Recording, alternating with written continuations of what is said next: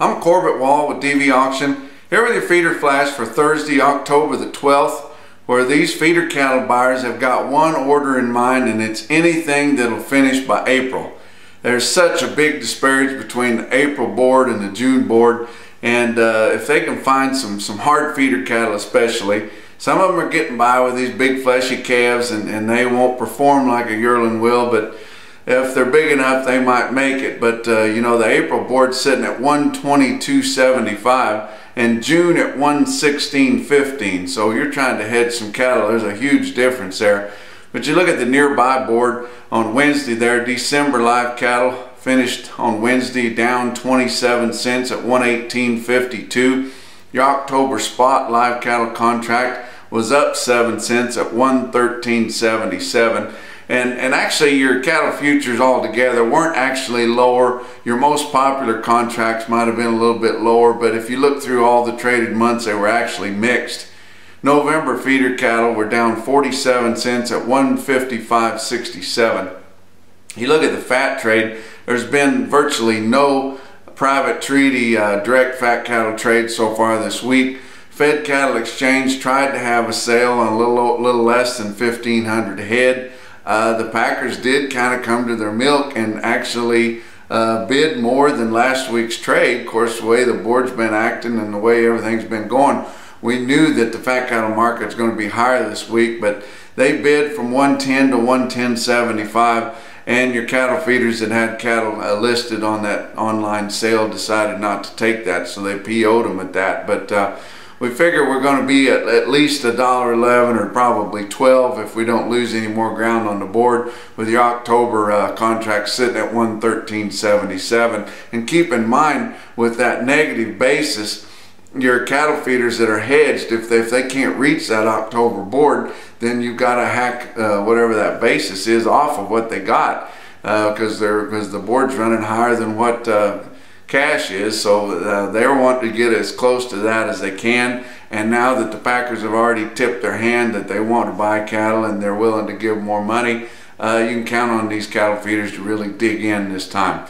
Slaughter so far for the week through Wednesday, and we're running at a pretty good pace, close to what we were a couple of weeks ago there when we set a record for 2017. And it wouldn't surprise me if we don't eclipse that just a little bit.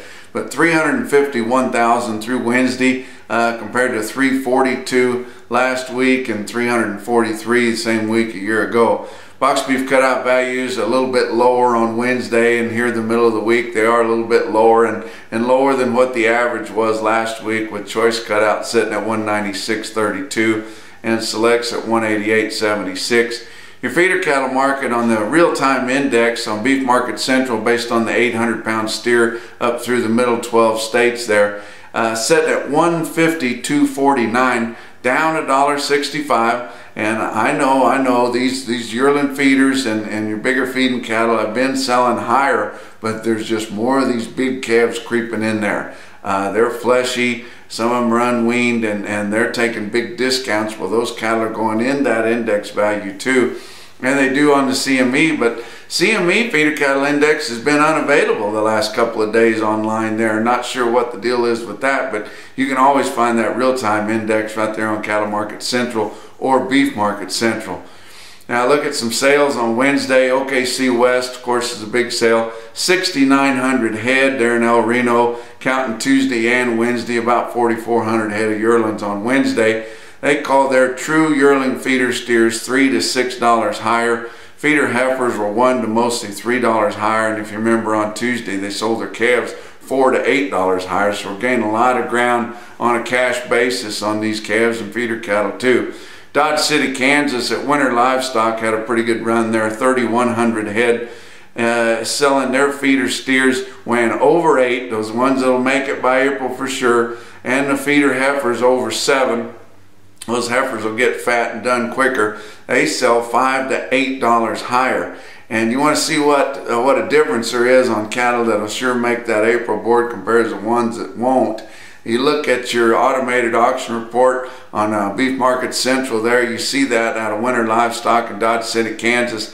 They had 350 head of 7-weight steers averaging 759 at 152.11, and then 473 head of heavier 8-weight steers averaging 851 that will make that April board. More of those true yearling cattle selling quite a bit higher on the weighted average than the 7-weights at 154.92.